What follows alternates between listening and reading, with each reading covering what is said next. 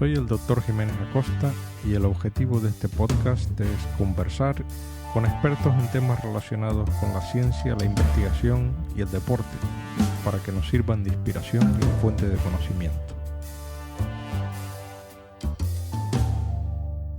El invitado de hoy es Marcos Malumbres, doctor en biología e investigador en cáncer, que dirige un grupo de investigación en el Instituto de Oncología del Vall d'Hebron en Barcelona.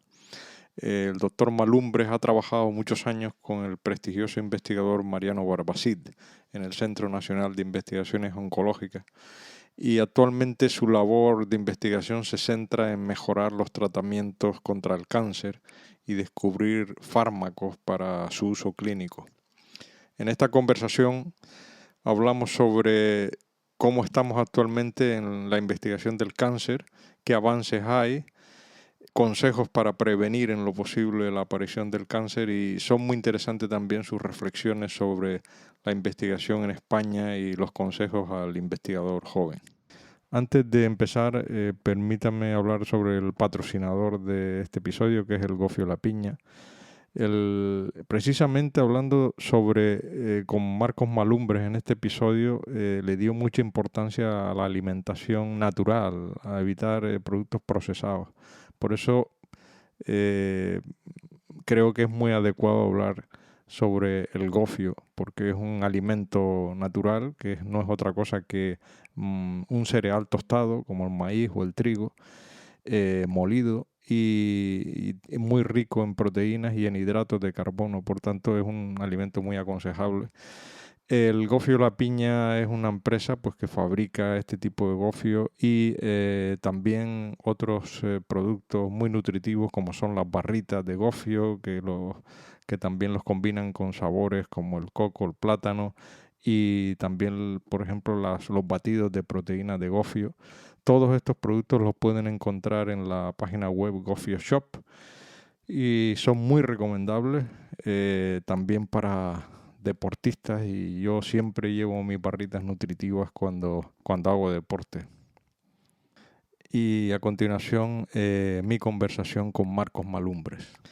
Bueno, pues vamos a empezar la conversación con el invitado de hoy, Marcos Malumbres, que es un científico y que se ha especializado en la investigación del cáncer. Marcos, siempre la primera pregunta, me gusta conocer un poco los inicios, tu formación, cómo has llegado hasta aquí, si siempre tuviste claro que querías dedicarte a la ciencia, o fue algo, digamos, transmitido de tu familia, o cómo fueron tus inicios y tu formación en general. Uh-huh. Bueno, pues mi familia son sobre todo artistas en distintos niveles, así que tengo que asumir que el interés en la ciencia vino un poco dado quizás por cómo la sociedad evoluciona y cómo ves que las cosas influyen en la sociedad, etcétera, ¿no? Y bueno, cuando iba a estudiar no tenía muy claro qué tipo de ciencia hacer, sí que tenía claro que ciencia y no letras de aquellos tiempos, pero bueno, cuando uno viene del instituto en la era pre-internet, era muy difícil también tener una visión amplia, ¿no? Así que yo creo que tenía una visión poco clara inicialmente. Sí que me gustaba algo vivo, las ciencias de la vida, y le encontraba belleza a la naturaleza. Así que me gustó hacer biología, pero ahí sí que cambié a mitad de carrera, digamos, el interés más amplio en naturaleza hacia intentar descubrir las cosas que no conocemos, ¿no? Intentar ir un poquito más allá, a las cosas más pequeñas, las que no vemos, y cómo investigar esto, ¿no? Así que fue un poco una progresión en ese sentido. O estudiaste biología en la Universidad de Navarra, y hubo, no sé, algún profesor o así que, digamos, te hizo cambiar esa visión de que tenías al principio y centrarte más en el descubrimiento, en el querer descubrir lo que no conoces, o fue algo espontáneo que te surgió? Bueno, probablemente es una combinación de todas cosas. O sea, sí que recuerdo muchos profesores y, bueno, casi prefiero no mencionarlos porque todos ellos creo que pusieron su semillita a cada uno por separado, ¿no? Ajá. Sí recuerdo un par de cosas que diría que aprendí en la Universidad de Navarra. Una de ellas, y voy a ser el único nombre que voy a mencionar, pues había un catedrático de genética que se llamaba Arturo Gullón, Ajá. que realmente me enseñó, aparte de genética y estadística, me enseñó lo que significaba ser una persona pura. Ajá, En su caso, probablemente venía de la religión, pero ajá, creo que era una persona pura que realmente ponía todo su esfuerzo en cada minuto con los alumnos y todo ajá, su esfuerzo en proporcionar algo a la sociedad, ¿no? Y ajá. es una persona de la que aprendí muchísimo, aparte de ciencia, aprendí muchísimo lo que significa ser una persona real en este mundo, ¿no? Y lo Bueno, menciono por esto, ¿no? Aparte de los profesores. ajá, Y luego, aparte de eso, recuerdo que en mitad de la carrera, un día una profesora, todavía profesora en la Universidad de Navarra, vino a contarnos que se acaba de descubrir la primera mutación en una persona de un gen relacionado con el cáncer. ajá. Y está hablando de 1982, Sí, 82, 83, sí, y realmente para mí fue como decir, bueno, o sea, es que podemos llegar a eso, o sea, podemos saber realmente cuál es el origen de una palabra que sonaba tan mal, entonces no cáncer y que sigue sonando mal, y realmente ya saber qué lo causa y si sabes qué lo causa, poder trabajar en ello. Y esto me sí. descubrió porque entonces yo estaba interesado en otras cosas, pero como me descubrió un poco las posibilidades, ¿no? Y muy importante fue cuando mi profesora mencionó que esto lo había hecho un español Ah, sí. en Estados Unidos, que era Mariano Vaya, Barbacid, María, ¿vale? sí, sí, sí, Y claro, cuando uno viene de un pueblo pequeño de La Rioja, sin internet, sí, y le dicen que un español ha descubierto la primera mutación de un gen del cáncer, eso se me quedó muy grabado. Obviamente nada con consecuencias inmediatas, pero creo que ha sido una cosa que me ha seguido siempre, ¿no? Y luego, simplemente por adelantar acontecimientos, luego llegué a trabajar con Mariano Barbaciz, o sea, que realmente como que cumplí un sueño ahí que, bueno, que, sí, que, que conectó, ¿no? sí, sí, sí. Eh, por curiosidad, ¿en qué año acabaste la licenciatura en biología en Pamplona? 1987. 87. No, yo es que estudié en Pamplona, acabé en el 83. Entonces, Mira, un nos vimos poquito, un año, yo creo. un poquito anterior, sí. Y después me llama la atención que luego te trasladaste a León a hacer el doctorado, ¿no?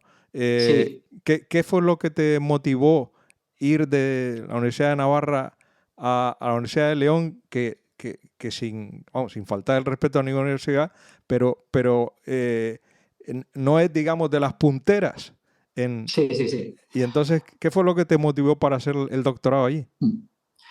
Mira, había dos razones. Y una de ellas, de hecho, es que era puntera, ¿vale? Las dos razones son las siguientes.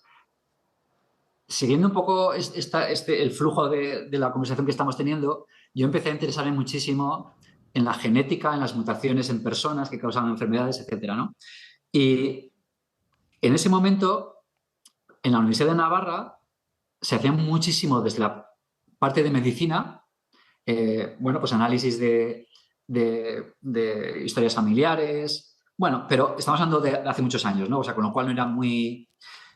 Pero no había nada de cómo manipularlo para conseguir algo positivo. Es decir, se estaba empezando a entender qué pasaba, pero no había iniciativas de cómo manipular ADN. Tengo que Ajá. decir que en este año, ni Ujú. siquiera internacionalmente, se estaba seguro que manipular ADN era una cosa, digamos, que tendría sentido incluso moral, legal, Ético, sí, etcétera. No estamos hablando de hace muchos años. claro. Pero resulta que en la Universidad de León había un grupo que estaba haciendo maravillas modificando genéticamente bacterias. Ajá. Y lo hacía para producir antibióticos, para producir aminoácidos, para producir aditivos alimenticios o Ujú, medicinas, ¿no? Pero de nuevo, técnicamente estaban manipulando ADN de bacterias para hacer a las bacterias mejor para producir cosas. ujú, Y a mí esto me llamó mucho la atención. O sea, pensé que en ese momento, si yo quería un poco introducirme en este mundo y empezar a entender cómo ser capaz de manipular genes, etcétera, etcétera, no podía hacerlo, digamos, en una escuela de medicina, sí. porque todavía no había llegado de ahí. Tendría que ir a la base y empezar ahí. Así que realmente ahora es fácil decirlo, visto para atrás, pero bueno, yo creo que en el momento a lo mejor no lo veía tan claro, pero sí que veía que realmente la posibilidad de manipular ADN genéticamente y aprender cómo hacerlo, pues tenía que venir de muy abajo, ¿no? Y León era puntero. Ajá. Y entonces acabaste el doctorado allí en León y luego te trasladaste a Nueva York como Eso es. postdoc. Digamos, en este proceso, a la vez que yo aprendía genética en bacterias, también evolucionaba muy rápido el campo de la genética en el cáncer, ¿no? Entonces, Ujú, digamos que ya han pasado 6 años desde el descubrimiento de la primera mutación y eh, más de 6 años, de hecho. Y bueno, pues a la vez que yo aprendía cómo hacerlo, también se evolucionaba la manera de cómo trasladarlo a cáncer. Con lo cual ujú, yo en mis últimos años de doctorado empecé, de hecho, a ir a congresos más ujú, biomédicos, más de cáncer, porque realmente me seguía interesando. Aquí ujú, volvió un poco la clase de hacía 6 años atrás o 8 años atrás, con esto de cáncer y no sé qué, o sea, la seguía teniendo en la cabeza, ¿no? Con lo cual, el último año de mi doctorado, realmente ujú, empecé a ir a reuniones y congresos sobre cáncer, entonces conocí a un par de grupos que estaban empezando a hacer esto ujú. ya en muestras de cáncer, en células cancerógenas en Estados Unidos. Y bueno, pues hablé con un par de ellos y al final pues acabé en Nueva York eh, en uno de los laboratorios pioneros en manipular ADN, de nuevo. Ajá, de acuerdo. ¿Ahí fue donde te encontraste por fin con Mariano Barbacid o Bueno, eso fue no, posterior? eso fue posterior.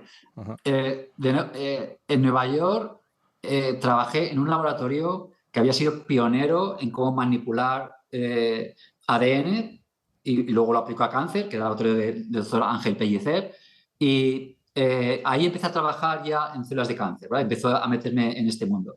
Ahí estuve casi 5 años y cuando, digamos, en el quinto año, pues bueno, me enteré por Ángel Pellicer y parte por lo que se movía, pues que Mariano Barbacid pues estaba planteando la posibilidad de crear un centro de cáncer en España, ¿no? Y Ujú. bueno, como te puedes imaginar, es como que ya todo se junta, ¿no? Sí, claro. Y entonces escribí a Mariano, tuve una entrevista con él en Nueva York y básicamente fue maravilloso en todas las perspectivas, tanto científica como personal con Mariano, siempre he tenido una muy buena relación con él, Ajá. como en las posibilidades que tenía abrir un centro nacional de cáncer en España, ¿no? Que yo creo que en ese momento era, bueno, pues era una apuesta de riesgo, pero si salía bien tenía muchísimas perspectivas. Ajá. Por curiosidad, ¿qué fue de Ángel Pellicer y el grupo este de Nueva York? O sea, Ángel Pellicer está retirado ya, pero sigue muy activo, pues un poco a lo mejor en ayudar a otros grupos, en ayudar a las universidades donde ha estado, Pero cuando tiene relaciones en España, ¿no? se quedó en Estados Unidos él. Está en Estados Unidos porque ya tiene familia ahí, etcétera, ¿no? Pero bueno, pero de hecho creo que los meses de frío en Estados Unidos viene a España a disfrutarlos.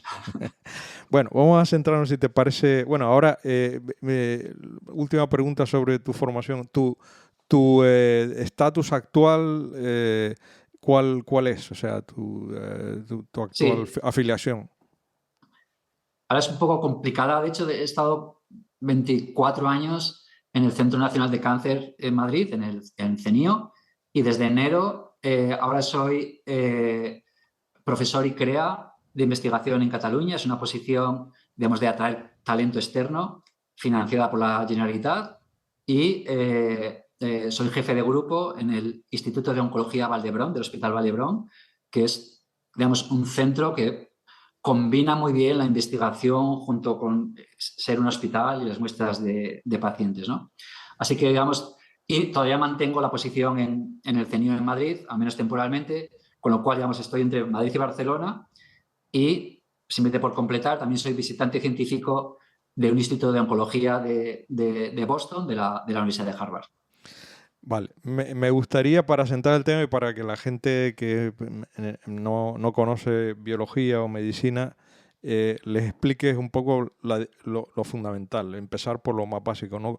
¿Cuál es la definición de cáncer, ¿no? ¿Cuál es el problema en el cáncer? O sea, ¿qué es lo que falla para que una Sí, célula normal del cuerpo se transforme en una célula maligna? sí. Pues mira, voy a quizás usar una especie de metáfora muy simplista, obviamente, pero creo que es bastante fácil de ver. Cuando nuestro organismo evoluciona, realmente partimos de una célula, dos células que se fusionan, etcétera, y a partir de ahí se forma un embrión, etcétera, etcétera, ¿no? O sea, realmente uno puede pensar que nuestro ser natural tiene intrínseco esta propiedad de crecer y crecer y crecer. Y la manera que crecemos nosotros, cuando nos hacemos mayores, no es que nuestras células se hagan mayores, sino que tenemos más células. Es decir, una célula tiene casi siempre el mismo tamaño y cuando de una célula salen 2, salen 4, salen 8, vamos creciendo, ¿no? Esto es la manera espontánea y natural en la que nos desarrollamos en el desarrollo embrionario, pero llega un momento que alcanzamos un tamaño máximo, un número de células máximo, donde ya todos nuestros órganos funcionan adecuadamente, ¿no? Y así funcionamos pues, muchísimos años, con la mayor parte de las células que están no dividiéndose, no produciendo más, sino haciendo su función, y unas poquitas que sí regeneran. Por ejemplo, cuando el pelo crece es porque algunas células pues, siguen creciendo. Cuando nuestro intestino se renueva, pues hay células que se renuevan, y nuestra sangre también, ¿no? ¿Qué ocurre? Que este balance entre mantener nuestro tamaño, número de células y renovación, en algún momento se estropea y, bueno, pues no sabemos todavía muy bien por qué, pero sabemos que es en parte por defectos endógenos, es decir, no somos perfectos.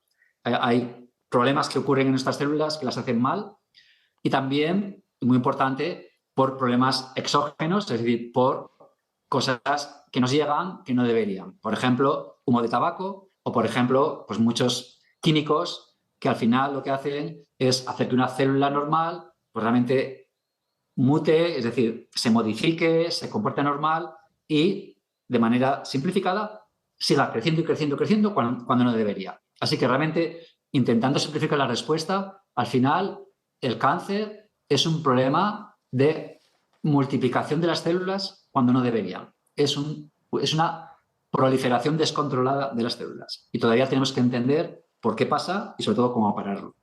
Uh-huh. Y la yo creo que se ha producido en los últimos 20 o 30 años, por lo menos desde el punto de vista médico, un gran avance en los tratamientos, ¿no? Teníamos la quimioterapia, la radioterapia, la cirugía, y gracias a la investigación básica, fundamentalmente, pues se están aplicando nuevas terapias, ¿no? ¿Puedes comentar un poco cuáles han sido los grandes hitos, digamos, Sí, terapéuticos del cáncer en los últimos años sí. y cuál es la base científica o experimental para llegar a desarrollar esos fármacos, ¿no? Sí, pues mira, siguiendo un poco, de nuevo, el ejemplo que he puesto antes y la manera en la que el cáncer se produce, lo que hemos aprendido desde pues que Mariano Albacid y otras personas encontraron que realmente había células que habían mutado su material genético. ¿Qué significa esto? Una célula, cuando es estable, digamos, tiene su libro de órdenes de cómo funcionar, los tiene escrito y es muy estable. Y esto está escrito de una manera química en una cosa que llamamos ADN, ¿no? Que es, bueno, es el material genético que se da de una célula a otra o de un padre a un hijo. El descubrimiento de Mariano y otros lo que dijo es, oye, es que parece ser que cuando una célula se vuelve maligna, eh, podemos identificar que ha cambiado, que hay una mutación en el ADN. Es decir, podemos identificarlo químicamente qué ha pasado en esa célula. Entonces, desde ese momento, desde hace 30 años hasta ahora, hemos ido acumulando qué mutaciones ocurren en las personas para que se produzca el cáncer. Entonces, ahora tenemos tenemos una lista de 200 moléculas, desde 200 entidades genéticas y químicas que sabemos que se estropean en el cáncer y cuando hemos analizado cuál es la función de cada una de ellas, pues somos capaces de diseñar algo para parar el efecto de esta mutación. Y por poner un ejemplo muy sencillo, voy a empezar también con el ejemplo de la mutación que encontró Mariano Barbacid. Mariano Barbacid encontró una mutación en un gen que se llama RAS. Ahora mismo es igual lo que es un gen o lo que es RAS, son dos nombres, pero básicamente es una de nuestras entidades Uh-huh. biológicas, químicas, genéticas que están estropeadas. Uh-huh. Pues desde el año 82, cuando Mariano lo publicó, Uh-huh. se ha estado trabajando en esto pues básicamente durante 40 años. Uh-huh. Resulta que esta mutación es difícil no de entender, pero es difícil de saber cómo pararla. Ajá. Bueno, ¿cuál es el proceso? Pues primero analizamos qué hace esta mutación. Por ejemplo, ¿la célula crece mal o es que crece, Ah, digamos? En En perdona, lugar de ser una eh, célula de un eh, pulmón, Marcos, antes, perdona, porque la sí, gente no sabe. O sea, sí. ¿qué función tiene el gen RAS en una célula normal? O sea, ¿para Eso qué es. sirve el gen RAS? Por ejemplo, en una célula normal, RAS decide para decidir cuándo la célula se tiene que multiplicar o no. Entonces, Ok, digamos, si tenemos un tejido que tiene que regenerarse, RAS se activa y producimos más células. Pero en la mayor parte de los tejidos, RAS está apagado. está ¿Por qué? apagado. Porque no hace Ok. falta producir más células. ¿Vale? Y Esto es una simplificación, y pero cuando muta, entonces lo y que cuando hace es que muta, empieza la célula a proliferar sin control, eso es. digamos. Eso es. Eso es, Ok. así es. Cuando muta, se vuelve a activar el sistema sin control. ¿Vale? Normalmente RAS, ¿por qué se activa? Por ejemplo, te imagínate que tenemos una herida en la piel y Sí. entonces tenemos un hueco sin células. Y hace falta que estas células se multipliquen para rellenar la herida. Pues Ok. a lo mejor en ese sistema RAS se activa de manera natural para inducir esto. Ujú. ¿Qué pasa en un cáncer? En un cáncer, RAS tiene una mutación inducida, por ejemplo, por el tabaco, es el típico ejemplo de mutaciones inducidas por el tabaco. Tabaco produce una mutación en RAS, con lo cual a RAS le parece que tiene que activarse para solucionar algo cuando no hay nada que solucionar. Y provoca Ok. que las células se multipliquen. ¿Vale? Ok. Y esto, de hecho, es así, o sea, simplificado, pero es un buen ejemplo. Bueno, pues nos ha costado 40 años encontrar una manera de parar la actividad de RAS, 40 años. ¿Y se ha Pero encontrado resulta que ya? hemos encontrado una Sí, sí. que se ha probado en clínica hace un año y medio. Ajá. Para que veáis lo que cuesta realmente desde identificar esto hasta conseguir algo. En otros ejemplos ha sido más rápido. El Sí. resumen es que ahora, con esta investigación, casi para cualquier tumor, hay muchos que todavía no, pero para muchos tumores tenemos ya un ejemplo de RAS. Tenemos o RAS, otra molécula, en las que se ha identificado la mutación, hemos encontrado qué hace y hemos encontrado una manera química con un fármaco para pararlo. Y esto Ujú. es un poco el resumen de por qué hemos avanzado muy lento. Si uno lo. A ver, si uno es paciente, es muy lento. Sí, claro. Desde el punto de vista de la humanidad, como tú has dicho, es muy rápido, ¿no? Sí. Sí, sí. Lo que me llama la atención es precisamente lo que has comentado, que por ejemplo la mutación del gen RAS ha tardado 40 años. Yo no sé si ya ese fármaco está comercializado o no, no lo sé. Sí, sí, lo está, lo Sí. está.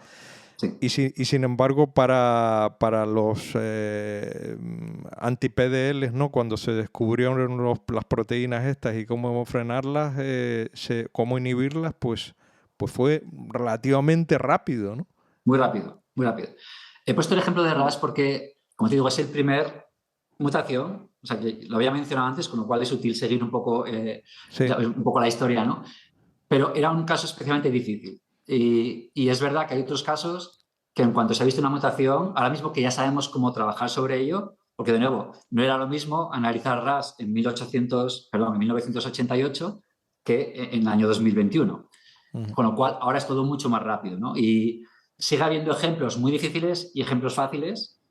Afortunadamente, con estos 30 años por detrás, por los ejemplos fáciles podemos ir muy, muy, muy rápido. Ujú. ¿Y de qué depende el que sea una cosa complicada y otra fácil en los genes? Pues mira, depende de muchas cosas, por mencionar las más importantes. Número uno, depende de cuánto de frecuente es o cuánto de raro es en el tipo de cáncer o en personas, ¿no? Si hay una mutación que es muy rara, Ujú. en un tumor muy específico con digamos, con pocos pacientes, pues cuesta mucho más tener muestras, demostrarlo, etcétera, ¿no? Si es muy, muy frecuente, pues podemos tener más relevedad y más muestras para ir adelante. Luego, químicamente, los fármacos que tenemos que se pueden aplicar en clínica tienen que ser fármacos pues, que sean capaces de entrar en el organismo, por ejemplo, que sean orales, en lugar de ser en sangre. Y hay proteínas pues, que, digamos, nuestro conocimiento químico es muy limitado para ser capaz de que funcionen para Ajá, algunas dianas y no para entiendo. otras. Es decir, hay una combinación que no tiene ningún sentido en sí misma, pero depende de la entidad química, realmente es fácil o es muy difícil. Y hasta Ujú, ahora hay entidades químicas que todavía no sabemos cómo inhibirlas y otras ujú, que sabemos muy bien. Cuando ujú, coincide que la mutación en un gen de los que químicamente sabemos cómo atacarlo, el sistema es muy rápido porque hemos aprendido en el pasado. ujú. Cuando es una entidad química nueva que no conocemos, pues nos cuesta muchísimo más. ¿Se puede decir entonces que el cáncer, digamos, es una enfermedad de los genes? en los genes. Absolutamente, es una enfermedad en los genes o que actúa sobre los genes y es muy fácil ver por qué. Porque, como he dicho antes, el cáncer al final es una proliferación de unas pocas células o de una en muchas. Y claro, para que estas muchas células sean igual de malignas que la célula madre ha tenido que transmitir los problemas a las células hijas. Y ahora mismo, en biología, la única cosa que transmite de una célula a otra son los ácidos nucleicos, como el ADN, el ARN en algunos virus, pero en personas es el ADN. Con lo cual, la única manera de que un cáncer se propague es que transmita a sus células descendientes la malignidad en el ADN. Por eso es una enfermedad de los genes. En cuanto al diagnóstico molecular, ¿a qué nivel estamos hoy de avance, ¿no? en la posibilidad de detectar qué mutaciones genéticas tiene cada cáncer? O sea, ¿esto se hace en cada paciente o cómo está hoy en la sanidad, ya metiéndonos en el tema práctico, una persona que tiene un cáncer, ya se le analiza a todo el mundo sus células tumorales a ver si tienen mutaciones o cómo es? Pues mira, creo que estamos muy cerca, pero no hemos llegado ahí en sanidad todavía, en el hospital. Lo que quiero decir es, en el laboratorio nos resulta muy fácil analizar por completo los 30.000 genes que tiene cada célula de nuestro organismo.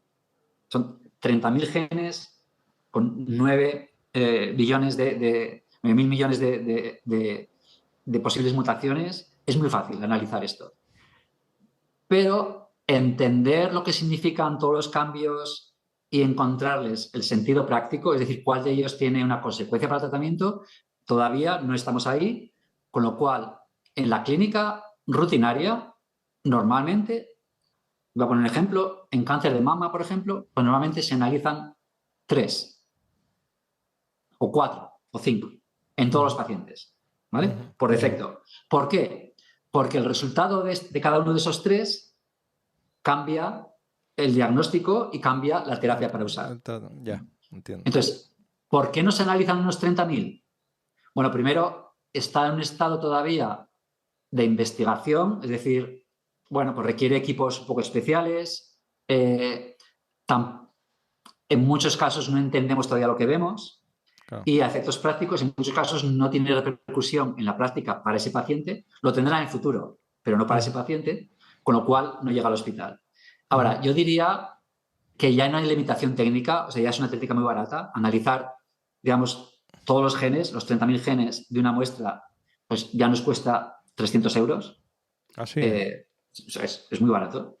En el laboratorio. Y el proceso de aprendizaje vamos muy rápidos, ¿vale? Yo diría que de aquí a 5 o 10 años esto se va a convertir en práctica clínica, de nuevo, probablemente a lo mejor no 30.000, pero que en lugar de 3 o 5 sean 5.000, yo creo que es algo, bueno, que es como obvio. No hay problema técnico, no hay problema económico, es un problema de sacarle provecho. Con el análisis de sangre, lo que se llama biopsia líquida, o bien más bien con el estudio del tejido tumoral. Eso es. Ahora mismo ambos son súper útiles y obviamente la idea es, dentro de lo posible, todo lo que podamos ver en la biopsia líquida. A ver, biopsia líquida, para digamos, quien no lo tenga en mente muy claramente, básicamente es analizar a la persona, pero a través de un análisis de sangre, en lugar de tener que hacer una cirugía o una punción o algo más complicado, ¿no? Y claro, es fácil ver que cuando analizas una biopsia, es decir, un poquito del tejido enfermo, es más fácil entender lo que le ha pasado. Cuando analizamos la sangre, tenemos que ver hasta qué punto la sangre es informativa de lo que le pasa a ese tejido. Entonces, aquí todavía estamos aprendiendo. Lo que sí es verdad es que hemos aprendido muchísimo y esto está en crecimiento exponencial. Cada año aprendemos mucho más que mucha biopsia líquida para ver qué está pasando en un paciente. Y, por ejemplo, la biopsia líquida no es que sea peor, o sea, hay cosas que no llega como la biopsia del tumor, pero es mejor para muchas cosas. Por ejemplo, si hay un paciente que está en tratamiento, no tiene sentido hacer cirugía cada semana o cada mes. Pero sacar un poquito de sangre es muy fácil, es viable y puede ser muy informativo. Con lo cual, si conseguimos ser capaces de entender qué está pasando en el paciente casi en tiempo real usando biopsia líquida, obviamente esto es el sueño para los próximos años. Y se está avanzando muchísimo. Y en la biopsia líquida puedes ver las células tumorales mutadas aunque no haya metástasis. Es decir, si el tumor está confinado al pulmón y no tiene metástasis, por lo menos clínicas visibles con diagnósticos de imagen, etcétera, en la biopsia líquida puedes detectarlo. Sí, eso es muy interesante. Como has dicho, cuando hay metástasis es más fácil porque ya hay células circulantes, ¿no? Tenemos células tumorales circulantes, con lo cual si las identificas, pues ya tienes una célula en la sangre del tumor. Pero en los últimos años lo que se ha visto es que, de hecho, incluso aunque no hay células circulantes, el tumor, que es una, digamos, entidad anómala en el tejido donde está, claro, es una aberración para el tejido que provoca, por ejemplo, que haya vasos sanguíneos que tienen que alimentar el tumor creciendo. Hay mucha necrosis, que significa muerte celular del tumor. Entonces, lo que sí hemos visto es que realmente al final hay o células o restos celulares o hay rastros que el tumor está dejando y que al final están circulando. No tienen por qué ser células completas, ni células metastáticas, ni células tumorales, pero son a veces orgánulos celulares, vesículas celulares que se añaden a la sangre, que se dispersan en la sangre, o a veces restos que quedan de una célula tumoral, por ejemplo, que el sistema inmune ha destruido o que se ha muerto por distintas razones, y entonces van quedando rastros y obviamente cuando la técnica es más sensible conseguimos incluso ver esto. Interesante. Marcos, quería que a la gente le va a interesar mucho que hablemos sobre cómo está el tema de la prevención del cáncer, ¿no? Y cómo los diferentes estilos de vida que lleve cada uno pueden tener impacto en el desarrollo de un proceso tumoral, ¿no? Quería que hablar un poquito y que nos explicaras tu visión científica, qué es lo que está realmente demostrado científicamente en aquellas maniobras que nosotros podemos llevar a cabo para intentar, en lo posible, prevenir el cáncer. Sí. Mira, yo creo que dentro de todas las cosas que vamos a hablar, sinceramente, digamos, mi visión personal es que realmente esta es la más importante. Y precisamente por lo que has dicho tú, es que hay muchas cosas que podemos hacer. Y yo creo que, pues mira, bueno, a veces son cosas difíciles de estar seguros y también la dispersión y cantidad de información que hay por todos los sitios, pues hace que muchas veces pues la mayor parte de las personas no tengan claro realmente cuál es el resumen real, ¿no? Y bueno, ahí creo que todos tenemos que trabajar, tanto desde la ciencia como de la comunicación, para, bueno, intentar sacar qué es lo realmente útil, porque realmente hay muchas cosas para sacar. Entonces, voy a decir dos cosas, digamos, para introducir este tema. Primero, cada vez hay más cáncer, ¿vale? Y cada vez lo tratamos mejor. Bueno, entonces, siempre somos muy positivos y le damos mucho valor a que cada vez lo tratamos mejor, ¿no? Y es cierto, y nos tenemos que congratular por ello, toda la sociedad, en los avances que están haciendo. Cuando decimos que hay más cáncer, siempre se suele decir, bueno, claro, como vivimos más, hay más, ¿no? Y en parte es verdad. Pero además de esto, es muy claro que cada vez hay más cánceres, incluso si lo normalizas por edad. Por ejemplo, ahora mismo la cantidad de tumores intestinales que hay en personas más jóvenes de 50 años no había ocurrido nunca. Y este ejemplo es muy fácil de ver, y cuando digo menos de 50 años, digo también menores de 40 años y de 30, o sea, realmente jóvenes. Y esto es fácil de ver. Bueno, ¿por qué puede ocurrir que nuestro sistema digestivo cada vez tenga más tumores? Bueno, yo creo que cualquiera podría decir que probablemente algo estamos comiendo mal. Hay algo que está llegando ahí. Recuerda, mira, es fácil. ¿Por qué nuestro pulmón se estropea y produce un tumor? Pues mira, el aire está clarísimo. ¿Y qué lleva el aire? ¿Qué lleva el aire? Pues humo de tabaco. Y hace poco ha habido unas publicaciones, hace 2 meses, en Nature, que es una de las revistas principales en ciencia, demostrando en un análisis en todo el mundo cómo el aire contaminante produce cáncer de pulmón y otros tumores. O sea, publicaciones que hace 2 meses, con lo cual están muy bien analizadas. Bueno, es fácil ver que hay agentes externos, humo de tabaco, humo de contaminaciones, que al final hartan a los tejidos que se tienen que dedicar a curar eso. Entonces, un pulmón, aparte de respirar, se tiene que dedicar a solucionar toda porquería que le entra. Entonces, claro, después de 30 años, aquello explota de una manera u otra, ¿vale? Pues el sistema digestivo es igual. El sistema digestivo, si metemos productos químicos, si metemos excesos de unos alimentos a otros, acaba produciendo. Entonces, bueno, ya hay una evidencia muy fuerte de que nuestro sistema, nuestro modo de vida y especialmente, digamos, nuestro tipo de alimentación está induciendo muchos problemas, incluidos cánceres. Digo muchos problemas porque también aplica a diabetes, problemas cardiovasculares, etcétera, ¿no? Pero también incluye cánceres. Y son químicos o quizás son hormonas. Por ejemplo, también hay relación con cáncer de mama y uno puede pensar que es por las hormonas, quizás también de próstata. Creo que ya hay evidencia muy fuerte de que nuestro estilo de vida está induciendo más tumores de los que debería. Y profundizando en el tema de la nutrición, ¿se sabe concretamente qué es lo perjudicial y se pueden dar pautas a la gente para tener una nutrición sana y poco oncogénica, por llamarlo de alguna Sí, manera? sí. Mira, yo creo que la respuesta a esta pregunta es tan fácil como imposible, no voy a decir imposible de implementar, pero difícil de implementar, ¿no? La respuesta es muy fácil. Cualquier alimento procesado y, por tanto, ya no natural, no tiene sentido en nuestro organismo. No tiene sentido comer azúcar de harinas procesadas. Siempre hemos comido azúcar en la fruta o en los granos, carbohidratos, que van con su fibra, etcétera, etcétera. Bueno, el solo hecho de purificar azúcar blanca y añadirla a doquier no tiene un sentido. No tiene un sentido que nuestros alimentos lleven aditivos, sal, azúcar, etcétera, para conservarlos. No tiene sentido, me refiero en nutrición. La nutrición, sí.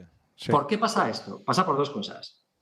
Número 1, el vivir en ciudades impide alimentarse de los productos naturales, ¿no? Yo soy de un pueblo muy pequeño de La Rioja, donde de manera natural, pues toda mi familia va al campo, coge los alimentos y se comen. Y bueno, siempre se compra un poco, cada vez más obviamente, ¿no? En el pasado. En una ciudad hay un libro, si luego hablamos de libros, hay un libro tan bonito como alarmante, que se titula Cómo alimentarse en una gran ciudad, ¿no? Y es muy deprimente. Entonces, bueno, al final, el vivir en ciudades hace que los alimentos tengan que ser procesados para que aguanten, sin más, y para que sean comercializables. Bueno, entonces, esto ya no tiene solución o muy difícil solución, ¿no? Eso número 1. Número 2, el procesar alimentos hace que en un momento sean mucho más baratos que los no procesados. Entonces, ahora mismo, ya sabéis muy bien, ahora mismo estamos llegando a un punto donde probablemente, no sé, la Coca-Cola va a ser más barata que el agua. Por poner un ejemplo escandaloso, ¿no? Sí. Pero es muy obvio. Yo recuerdo hace décadas, cuando venían, yo recuerdo un estudiante que venía de Irlanda y decía, no, nosotros en Irlanda todos los días comemos tarta de postre y los domingos fruta. Irlanda, ¿no? Ya. Claro, y nosotros nos reíamos, ¿no?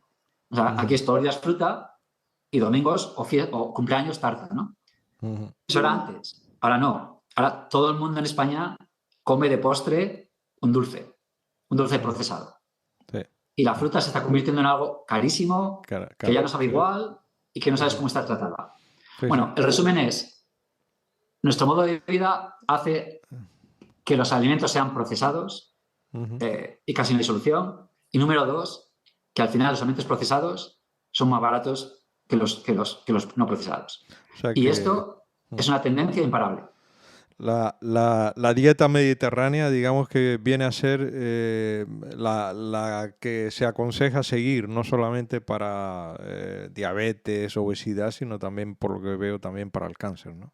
Bueno, entonces la dieta mediterránea es el tipo de ejemplo de una dieta que está sobre todo basada en productos naturales del campo, más pues, cereales del campo, más aceite de oliva, etcétera, etcétera. Pero hay que decir una cosa muy importante. La dieta mediterránea casi no existe ya en el Mediterráneo. ¿Vale? O sea, es un concepto que tenemos en la cabeza, pero que nadie se quede contento de que nosotros estamos protegidos por la dieta mediterránea. Ya. Nosotros no comemos dieta mediterránea.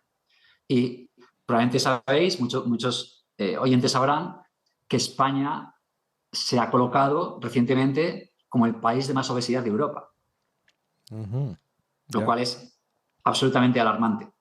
ya, ya, ya. Obviamente Ujú. no es por la dieta mediterránea, es por la falta de dieta mediterránea. Ya, ya. Sí, sí. Algunas otras recomendaciones que se te ocurran en relación a tóxicos ambientales sin ser nutrición, que, bueno, aparte del tabaco, que obviamente ya todo el mundo conoce, que provoca cáncer y tal, pero algo, digamos, que no esté todavía en la mente de la gente y que sea más perjudicial de lo que la gente cree. ¿Se te ocurre algo? Mira, yo creo que desde hace años se sabe que hay muchas profesiones que, digamos, ahora cómo funciona la sociedad es que tenemos una división de trabajos muy clara, ¿no? Entonces hay una persona que es minero, se pasa el 90% de su vida laboral en una mina, ¿no? Y si hay una persona que trabaja en una fábrica de hierro, pues está sujeto al hierro, y si hay, bueno, etcétera. Entonces, claro, digamos, la concentración de agentes químicos o físicos, sea radiaciones, sea agentes químicos, en un entorno es muy negativo. ¿Vale? Y esto aplica a algo tan sencillo como la calidad del aire en las grandes ciudades. Y por eso realmente cuando las grandes ciudades como Madrid y Barcelona están haciendo estos esfuerzos que realmente parecen horribles para los que viven dentro, de no entrar con el coche dentro de la ciudad, etcétera, es que realmente yo he vivido en la montaña de Madrid y desde la montaña de Madrid se ve como Madrid tiene una boina marrón a diario. Ujú. Los que viven dentro no la ven, porque esto solo Claro, lo ves cuando estás a kilómetros de distancia. claro. Pero los que viváis en Madrid y no lo habéis visto, ya os digo que Madrid tiene una boina marrón a diario y una persona viviendo 50 años en una boina marrón, pues tiene unas posibilidades inmensas de tener un problema respiratorio o un problema de cáncer. ¿Eh? Ujú, ujú. Y esto ahora lo puedes extender a cualquier actividad en la que haya concentración de algo químico o físico, sea Ujú. radiaciones, sea químicos, etc. ¿No? Así que, como decíamos al principio, las respuestas son muy fáciles. Es muy difícil cómo avanzar sobre ellas, aunque si quieres podemos hablar de esta parte porque creo que sí que hay actividades que se pueden hacer. Y por curiosidad, el tema de las radiaciones vamos, de las ondas de radio y los Mm. móviles y todo esto, cómo, ¿qué relación tiene esto con el cáncer o si es un poco una historia que no Sí, tiene científicamente base ninguna? digamos, o sea, probablemente aquí habría, digamos, controversia según, bueno, pues algunos, no sé, algunos datos muy pequeños. Yo, en general, creo que todo el mundo está, digamos, todos los científicos están de acuerdo que no hay ni una sola evidencia de que las ondas de este tipo, ondas de radio, ondas de móviles, de que realmente tengan influencia. De nuevo, estoy seguro que mucha gente que me oiga dirá, bueno, pero sí, ¿por qué no? No sé qué y tal. Pero yo creo que si me lo preguntan de esta manera, el mayor consenso científico es que no hay evidencia y de hecho si la hubiese probablemente no estarían ahí, no creo que la haya. Creo que el decir esto no quita que, bueno, pues que se siga vigilando muy de cerca cualquier opción, porque sabéis que digamos, hay efectos que se ven a los 50 años, a los 60 años, bueno, entonces estamos en continuo aprendizaje, ¿no? Entonces, bueno, creo que no está de más nunca cualquier tecnología que sea novedosa y que el hombre desarrolle, tener un control muy estricto de cualquier efecto en la sociedad, psicológico, físico, etcétera, ¿no? Pero dicho esto, no hay ninguna evidencia para este tipo de ondas y yo creo que además de que no haya evidencia desde el punto de vista físico, hay explicaciones muy claras de por qué no la va a haber. Es decir, en el universo hay ondas de radio que llevan el universo desde el día uno, ¿no? Y la humanidad ha crecido con ellas y tal. Entonces, creo que hay bastantes razones por las que ahora mismo no está dentro de las principales preocupaciones. Marco, quería preguntarte ya sobre un poco tu actividad actual científica. ¿En qué líneas de investigación, digamos, tú y tu grupo son las prioritarias actualmente? Voy a mencionar dos de ellas. La primera es, siguiendo la historia de cómo evolucionó la oncología o la investigación en cáncer, la idea de que el cáncer viene de la proliferación, es decir, del aumento del número de células, nos llevó a trabajar desde hace ya pues, casi 30 años en cuáles son las actividades que hacen que una célula se divida en dos, y luego en cuatro, y luego en ocho, etcétera, ¿no? Y ahí estuvimos trabajando en unas moléculas en las que, de hecho, las personas que las descubrieron son, digamos, lo que llamamos reguladores del ciclo celular. El ciclo celular es el ciclo para que una célula se divida en otra, y en dos, en cuatro, etcétera, ¿no? Es un ciclo porque cada célula lo repite durante su vida. Bueno, el descubrimiento de las actividades que controlan este proceso recibió el premio Nobel en el año 2001, ya hace muchos años, ¿no? Y de hecho en el premio Nobel se decía, bueno, esto se merece el premio Nobel porque quizás este descubrimiento algún día se traduzca en una terapia, ¿no? Entonces, nosotros hemos estado trabajando en esto durante ya más de 20 y pico años y, bueno, estoy muy contento de que parte del trabajo que hemos hecho en estas moléculas ha llevado a un fármaco que en el año 2017 se aprobó como el fármaco que ahora mismo es el estándar de tratamiento para todas las pacientes con cáncer de mama hormonopositivo metastático. Es decir, cada paciente en Europa, en el mundo, en Asia, ahora recibe este fármaco en los cuales nuestro grupo participó en distintas actividades para entender cómo funciona biológicamente y llegar al fármaco, ¿no? Esto realmente ahora ha explotado en el mundo de la terapia de cáncer porque obviamente cáncer de mama es de los más frecuentes y la mayor parte son hormonopositivos. Realmente tiene una relevancia muy grande. Y bueno, seguimos trabajando en cómo evitar los pacientes que no responden, cómo entender por qué no responden, o aquellos que responden y luego recaen, por qué recaen. Entonces estamos trabajando en terapias combinatorias o para prevenir la resistencia. Y junto con esto, por decir una segunda línea, junto con esto nos hemos dado cuenta que la complejidad de las células, estos 30.000 genes y todas las actividades, bueno, les proporcionan a las células tumorales muchos mecanismos para resistir, ¿no? Son muy flexibles. Y entonces ahora mismo en Valdebrón, por ejemplo, tenemos una iniciativa de varios grupos para entender esto de manera conjunta, es decir, usar biología junto con bioinformática, incluso junto con inteligencia artificial, para intentar avanzar lo más rápido posible. Y ahora realmente tenemos muchas esperanzas pues, en toda esta oleada de inteligencia artificial para aplicarla en los laboratorios y tenemos grupos que son especialistas en esto y estamos trabajando juntos.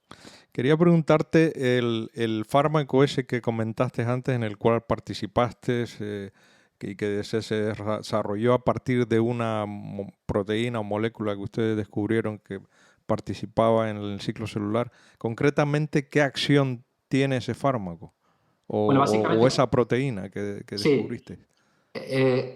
Mira, esta proteína se llaman quinasas, que es una actividad química específica del ciclo celular. Es como una actividad enzimática que hace que las células proliferen. De hecho, estas proteínas, estas quinasas del ciclo celular, son como tenientes por debajo de las órdenes que lanza RAS. O sea, al final estamos atacando la misma ruta que hace que las células se dividan, pero en distintos niveles, ¿vale? Entonces, RAS es un gen de cáncer que lanza muchos procesos y uno de ellos llega a estas quinasas del ciclo celular que empiezan a empujar a que la célula se divida. Así que cuando inhibimos este proceso, estamos inhibiendo justo el primer paso cuando una célula, vamos a imaginar que hay una célula que tiene RAS mutado. RAS manda señales para que la célula se divida y nosotros, en lugar de inhibir RAS, que era muy difícil, inhibimos el teniente que ahora comanda la orden para la división, ¿vale? Entiendo. Entonces, básicamente, estos fármacos impiden el primer paso de cuando una célula decide dividirse en dos. Ya. Básicamente, este es el proceso. Y ahora ya hay, digamos, como 4 fármacos de esta familia que están aprobados todos ellos para cáncer de mama y se están probando en ensayos clínicos en otros tumores.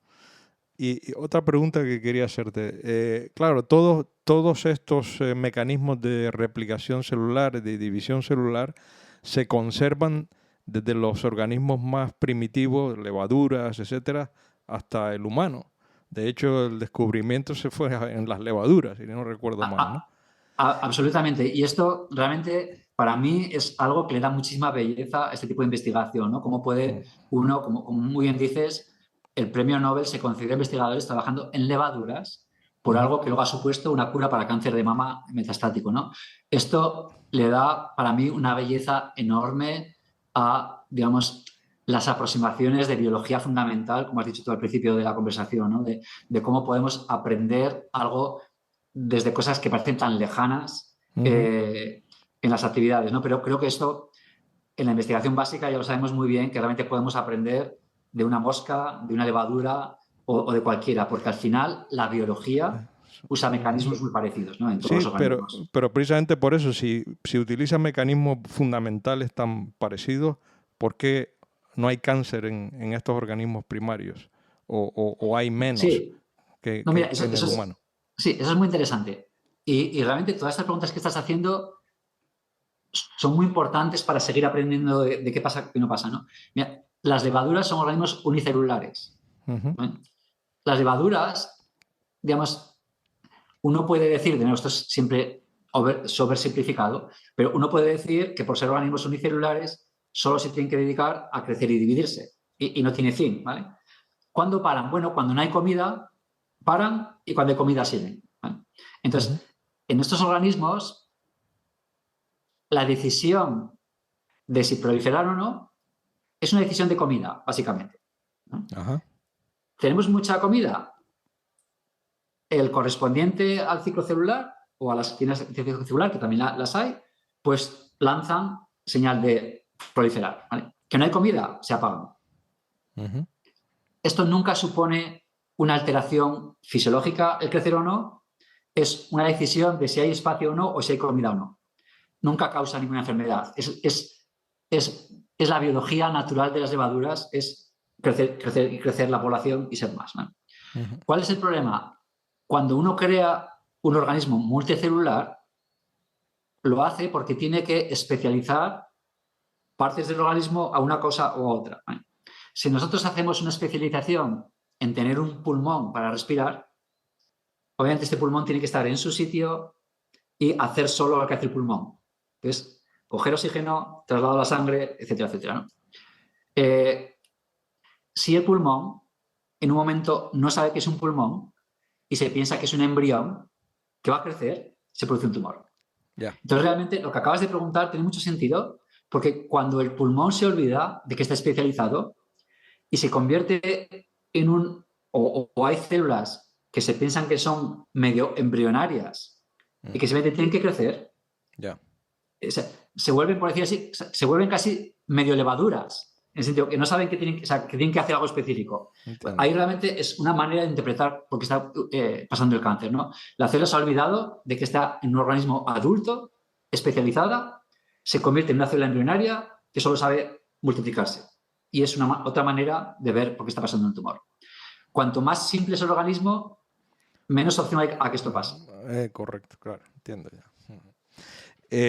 Marcos, quería preguntarte ya una serie de temas ya un poquito más personales, si me permite. Tú que has trabajado en investigación toda tu vida en España, también en el extranjero,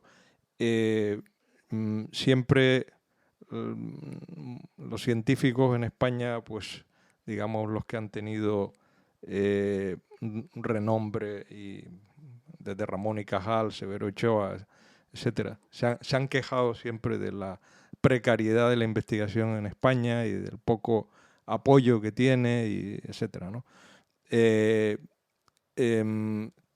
Tú que conoces las dos, ¿qué es lo que le falta a España para, digamos, para estar o qué problemas hay en España para que la investigación todavía estemos por detrás de los países anglosajones o centroeuropeos o norteeuropeos incluso, ¿no? O sea, Sí. ¿qué problemas hay?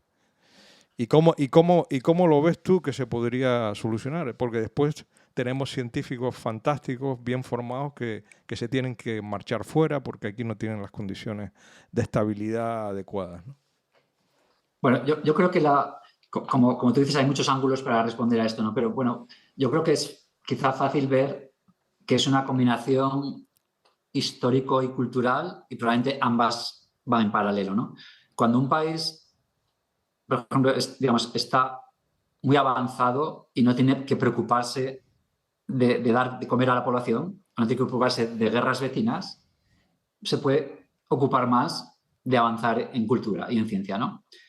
Eh, Obviamente, pues bueno, pues hay países que nos han llevado mucha ventaja en esto y yo creo que cuando un país aventaja en esto, aquí sí que creo que es bueno ver que nunca vuelve para atrás. Es decir, creo que la historia nos dice que cuando un país avanza en investigación, nunca decide, oye, esto no funciona, Entiendo, sí. vamos a borrarlo, ¿no? Esto nunca ha pasado, nunca pasa. Sí, sí, verdad, sí. Entonces, creo que cuando un país no llega a esto es porque ha estado ocupado pues, en posguerra, en paro, en Ya, inmigración, en mil cosas paralelas, ¿no? sí.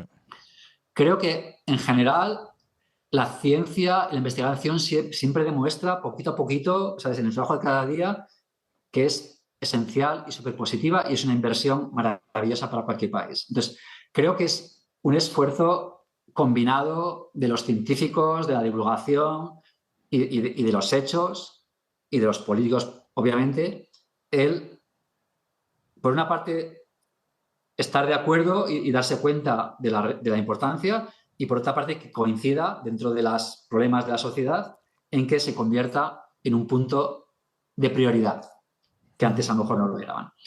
Eh, Esto incluso dentro de España se ve fácilmente cuando falla o cuando no falla. Y en las últimas semanas ha habido mucha discusión, por ejemplo, de cómo ha evolucionado Cataluña respecto a otras regiones de España, ¿no? Y ahí tengo que decir que la diferencia es enorme.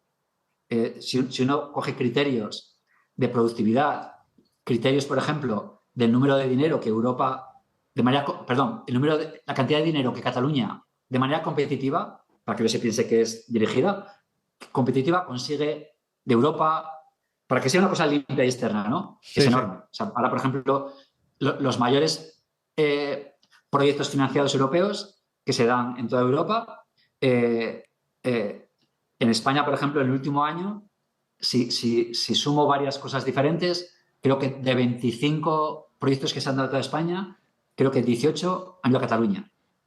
Ajá. De nuevo, no es nada dirigido desde España. Es algo que internacionalmente Entiendo, entiendo, entiendo. ha coincidido así, ¿no? Y cuál es el motivo de eso? Pues el motivo es que en Cataluña hubo una persona, al menos, que estaba en una posición súper fuerte científicamente, que dijo, esto hay que hacerlo así, lo hizo, y como decimos antes, Etcétera. cuando se hace, nunca se vuelve atrás. Sí, entiendo, sí. O sea que básicamente las personas que ocupan responsabilidad lo que puede llegar a formar un centro de investigación, como el centro de investigación ese catalán, en el Ricerca este, y bueno, el centro de regulación genómica, por ejemplo, ¿no? Hay varios y todos se han beneficiado de esto, ¿no? Y bueno, es fácil ver, ya llegando un poco al sentido último de la pregunta, ¿no? Es fácil ver que realmente tiene que haber un político que lo haga, porque al fin y al cabo es lo que lo hace, pero bueno, también es fácil ver que para favorecer que haya un político que lo haga, pues todos tenemos que contribuir a que sea obvio, a comunicarlo, a demostrar realmente que funciona y cuando uno lo haga, lo hará, ¿no? Por ejemplo, yo siempre he dicho que una de las personas que más vidas ha salvado en España ha sido el político que evitó, o sea, que puso la ley del tabaco en España, ¿no? O sea, no fue un investigador, no fue un clínico, no fue un médico, fue el político. Obviamente el político en un momento estuvo empujado por la sociedad. Pues bueno, creo que tenemos que ir en esa dirección, ¿no? Empujar para que realmente la persona que tenga que hacerlo, que al final será una y su papel sea muy relevante, pero que se vea empujada, o sea, que sea obvio y además que sea un poco empujada por la sociedad. Sí, me llama mucho la atención lo que has dicho de ese desequilibrio territorial que hay en investigación. Yo sabía Cataluña y el País Vasco quizás, bueno, y Madrid pues eran, pero no sabía tanto que Cataluña tenía tanta diferencia con el resto, la verdad. Es enorme y además hay una cosa muy importante y es que lo que hemos dicho antes, cuando algo funciona, se retroalimenta. Entonces, Cataluña ya era o sea, ya estaba por encima hace 10 años o hace 15 cuando se empezó a hacer esto. Pero es que ahora se retroalimenta. Quiero decir, avanza más rápido, Sí, ¿no? sí, sí, sí, Y sí. quizás pues, el hecho de que yo esté en Cataluña, pues a lo mejor es también parte de esto, ¿no? Es que cuando funciona, atrae, ¿no? Y Claro, atrae. efectivamente, sí, sí, te entiendo. Y cuando Eh, atrae, pues se retroalimenta. Marcos, tus referentes o tus ídolos en investigación, ¿quiénes han sido? Esas personas, digamos, que, bueno, pueden ser personas actuales como personas del pasado, ¿no? Sí. Que siempre bueno, han sido tus ídolos y te han inspirado en tu carrera como científico. Mira, pues voy a decir dos cosas. Primero, obviamente, mencionar a una persona siempre es un poco negativo para las que no mencionas, ¿no? Con lo cual, no voy a mencionar solo alguna, pero tengo que decir otra cosa. Yo estoy muy sorprendido positivamente y admirado de las maravillas de científicos jóvenes que hay alrededor. O sea, yo me quedo admirado de la calidad científica, personal, de motivación de gente joven que hay.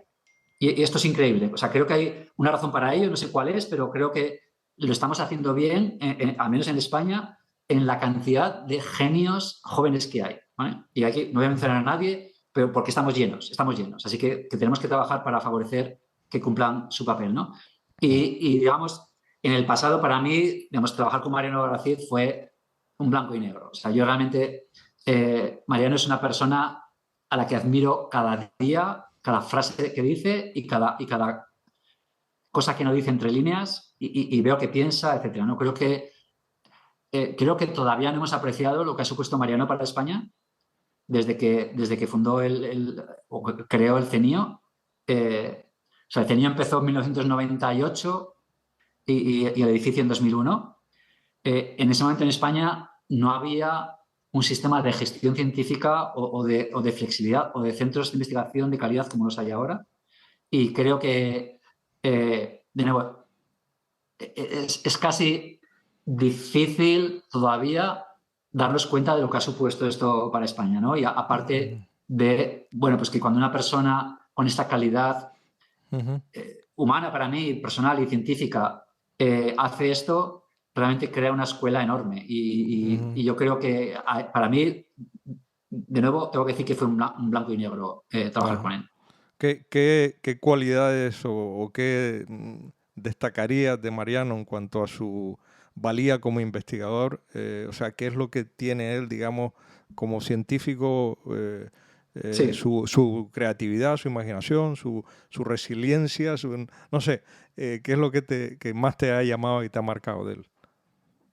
creo que tiene una visión muy clara, que obviamente esto se forma obviamente con la edad y con el trabajo, ¿no? Tiene dos cosas. Primero, una visión muy clara y enfocada, es decir, es un enfoque limpio y directo hacia el objetivo, número uno. Número dos, nunca se hace preguntas pequeñas.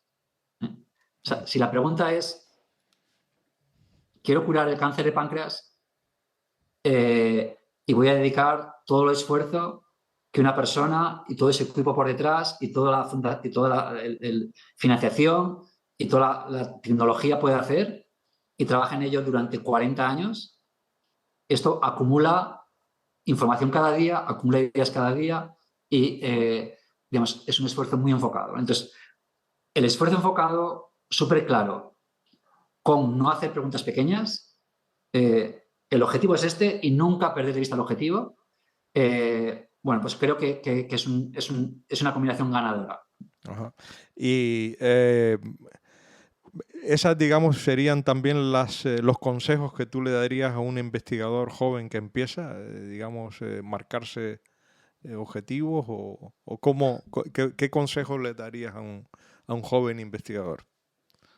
Creo, o sea, me siento muy incapaz de hacer consejos y en parte, digamos, por algo que pienso, y es que muchas veces los consejos generales son útiles en unas personas y no funcionan en otras, ¿no? Entonces, por ejemplo, lo que he dicho de Mariano es maravilloso, pero a lo mejor no funciona en otra persona. Entonces, por ejemplo, a mí me gusta también mucho pues una persona, digamos, que tiene múltiples intereses y contribuye a la sociedad en un interés, en múltiples intereses. Porque a lo mejor no es tan visible, a lo mejor no es el número uno en uno de ellos, pero a lo mejor como persona ha contribuido a 9 áreas, bueno, y a lo mejor ha formado, pues, etcétera, ¿no? Entonces, yo sinceramente creo que, digamos, una cosa que no he dicho de Mariano antes, pero que la doy por obvia, es que además su honestidad científica es completa, o sea, nunca sigue una pista falsa, nunca hace nada que no esté seguro, etcétera, ¿no? Entonces, yo creo que cualquier científico joven que realmente tenga una motivación suficiente para pasar por encima todos los problemas que supone investigar, que es encontrarte con, digamos que el 90% de los experimentos fallan, ¿vale? Hay que acostumbrarse a esto, que hay que apoyarse en todo lo que está por debajo y también quizás apoyarse en la tecnología. Entonces, para mí, digamos, es motivación completa junto con apoyarse en la tecnología, que ahora mismo en ciencia es algo necesario, Ujú. y ser lo suficientemente flexible para avanzar a la misma velocidad que avanza la ciencia, que ahora es Ah, muy rápido. Y mucha gente ajá. se siente perdido en la velocidad de la ciencia, ¿no? Entonces creo que ahora mismo apoyarse en la tecnología para avanzar a la velocidad de la ciencia es una visión muy importante, Sí. manteniendo bien la motivación y O la sea, fuerza. mantenerte al día y seguir formándote y estudiando pues Claro, continuamente. ahora hay que pensar que con los años la ciencia y la investigación evolucionan, ¿no? Entonces, que antes las personas tres o cuatro que hacían un descubrimiento mágico, pues ahora es que hay 20.000 personas trabajando en lo mismo. Entonces, bueno, hay que cambiar un poquito también.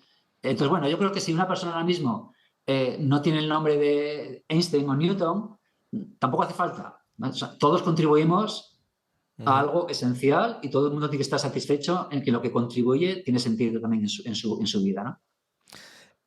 ¿Cuáles han sido tus momentos eureka, aquellos momentos en los cuales has sentido la emoción de haber descubierto algo o, no sé, igual fue un paper que te aceptaron el primero, no sé, en una revista súper importante o algún trabajo que estabas haciendo y de repente dices, anda, coño, mira, mira lo que se ve aquí con estos marcadores y tal. ¿Has tenido esos momentos que el científico llama sus momentos eureka y recuerdas Sí, alguno?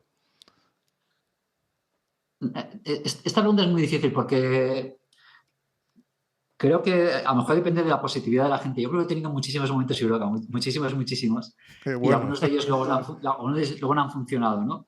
Pero, por ejemplo,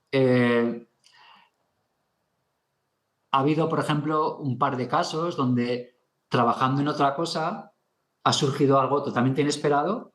Por ejemplo, hace muchos años estábamos trabajando en unos linfomas, buscando una pista que teníamos y después de no entender nada durante meses y meses y meses, encontramos, no por nosotros, sino porque otras personas identificó otro tipo de genes que se llaman RNAs, microRNAs, bueno, otras actividades, encontramos uno que prácticamente no se sabía ni que existían cuando empezamos el proyecto y al final, pues bueno, un día dices, es que fíjate, justo aquí que pensamos que no había nada, está este microRNA que antes no conocíamos, tiene que ser esto, ¿vale? Y luego dedicas Ujú, 2 años y era eso, ¿no? ujú, Entonces, bueno, ha habido 2 o 3 casos y ahora, por ejemplo, pues estoy muy, digamos, motivado pues con otras actividades enzimáticas, igual que las quinasas de ciclo celular que hemos dicho antes, en las cuales hemos visto datos súper bonitos, digamos, eficientes para terapia de tumores muy difíciles, como cáncer de hígado u otros. Y nuestra motivación ahora mismo es intentar repetir la historia de las quinasas de ciclo celular, pero en lugar de 20 años, en 5. Así que ese es el objetivo y esperamos que el momento Eureka de hace un par de años, pues a ver si en 3 o en 4 ujú. demostramos que era una Eureka de verdad, de las buenas. Qué bien. Marcos, ¿cuáles son tus aficiones? ¿A qué, digamos, dedicas tu tiempo personal fuera de la ciencia? ¿Qué es lo que te motiva y te ilumina tu espíritu y te ilusiona, ¿no? Pues mira, como hemos dicho al empezar la conversación, mi familia es toda artista, ¿eh? Mis tíos, abuelos, tal, son todos músicos o pintores. Ah, sí, Así que así que realmente mi pasión mayor es pintar. O ajá, sea, es algo que me entusiasma. Y a veces yo digo que soy un pintor y que, bueno, pues trabajo en ciencia, porque hay que tener así algo es. fuera de tu ilusión principal para balancear en la vida, ¿no? Pero realmente Ujú, me gusta mucho el arte en general, me gusta muchísimo el arte. ujú, Y yo diría que junto a eso, no sé, soy una apasionada de la naturaleza, que quizás era el origen de mis estudios de biología, no, pero me parece que realmente las personas en naturaleza son mejores personas y las personas con belleza también son mejores personas. ujú. Recomiéndanos para acabar un libro o varios, ¿no? Alguno que te haya marcado, algún libro que le regales a algún amigo siempre o de estos libros que vuelves a releer, algo algún libro, todos tenemos algunos Sí, en mente, ¿no? ¿Cuáles son mira, los que nos puedes recomendar? yo tengo muchos, me gusta mucho leer y los que voy a recomendar no son de mi área, porque probablemente cuando uno lee libros de su área, pues está demasiado dentro de ellas para sacarles más provecho, ¿no? Así que voy a decir un par de ellos. Uno de ellos, hay un libro que se llama Nuestro mundo matemático, Mm, no, perdón, nuestro universo matemático. así, ¿eh? Mm. Me lo leí, los dos los he leído en inglés, con lo cual no estoy muy seguro de la traducción en español, ¿De pero creo quién que es es... el libro ese? eh, Te acuerdas? sí, te lo voy a decir porque los nombres últimamente con la edad se van despistando, Ujú. pero mientras hablamos te lo digo. Se llama Max Tegmark, el autor. El Ajá. apellido es Tegmark, Tgmark. Mm, Y es un físico que ha estado involucrado en el descubrimiento de la radiación de fondo, el origen del universo, etcétera, ¿no? Y entonces, este libro básicamente intenta demostrar que el universo básicamente es una fórmula matemática. ujú. Y esto puede parecer una locura de libro, pero básicamente lo hace muy bien porque empieza con nuestro universo demostrando las leyes físicas que lo dominan, que al final se pueden Sí, reducir a muy pocos números. sí. Desde aquí, él establece 4 niveles matemáticos del universo. El universo 1 es el que vemos, el 2 es el multiverso Ujú, y el 3 ya son locuras matemáticas ujú, absolutamente bellas y preciosas. ujú. Entonces, no estoy convencido de que el libro sea cierto al 100%, pero me parece una versión de humildad del humano dentro del universo y del multiverso. O sea, ya solo pensar en el número de estrellas del universo y del Sí, número de galaxias ya nos hace nada, ¿no? Pero este es el nivel 1. sí. En este libro hay un nivel 2 donde es un infinito número de multiversos, ¿no? De universos, que nunca Ya. llegaremos a ver Ujú, ujú, y los concluye matemáticamente, porque no hay otra manera. ujú, ujú. Bueno, me parece una belleza de Y libro, aparte de ser yo creo que no, no, es apasionante. adelantado. El adelan- argumento es apasionante y aparte que intenta explicar todo, la vida. O sea, Eso es. Y ya por decir un segundo, que yo creo que es algo necesario en el momento, hay muchos libros que están surgiendo sobre la inteligencia artificial, ¿no? Y ya sabéis sí. todos lo que está suponiendo esto, ¿no? Entonces, bueno, hay muchos. Y me estoy leyendo, digamos, uno que el autor es un nombre, creo que es de China, es Kai-Fu Lee, Lee, que creo que es el responsable de Google China, con lo cual, Ajá. digamos, está en el área, ¿no? Ya sabéis que ahora mismo, por introducir el por qué esto, básicamente ahora mismo la inteligencia artificial puede llegar a un momento donde va a superar cualquier inteligencia, esto es un poco lo que puede pasar en los próximos años, en el momento que esto pase, la entidad que llegue ahí será dueño del mundo, porque una inteligencia artificial por encima de las demás, lo primero que hará es apagar el resto, con Ujú, lo cual se convierte en el único ganador. Entonces, este campo va a crecer necesariamente de una manera exponencial porque están todos peleando hasta la muerte por ello, ¿no? Y ujú. entonces hay un libro que se llama 10 visiones del futuro. Se Ajá. llama AI, que es Artificial Intelligence, Inteligencia Artificial en el 2041, 10 visiones del futuro. Y son ejemplos, hay muchos libros más complicados, pero este es un libro que mezcla explica la ciencia Ujú. en términos de ciencia ficción, pero sin que sea ciencia ficción, es ciencia de verdad.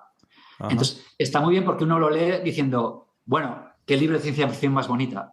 Y dice, no, no, Ujú. no, te estoy hablando de los Sí. pasos que va a haber Ujú. y la desviación de la realidad va a ser nula. Ujú. Entonces, creo que combina muy bien bueno, el darte cuenta de que la ciencia ficción que los normales terrestres vemos, cuando está bien dicha, y ya es una predicción muy fácil, no es ciencia ficción, es la realidad, pero nos va a parecer ciencia ficción. Sí. Muy bien, pues nada, les echaré un vistazo.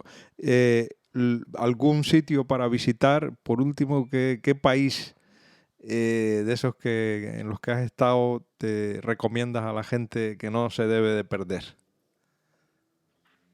A ver, bueno, como te puedes imaginar, hay millones y millones, y creo que mi experiencia no es tan amplia como para poder dar una recomendación enorme, pero dicho esto, después de ver muchos sitios, obviamente no se puede comparar, digamos, ver África con ver Europa, etcétera, etcétera, ni ver Indonesia, etcétera, ¿no?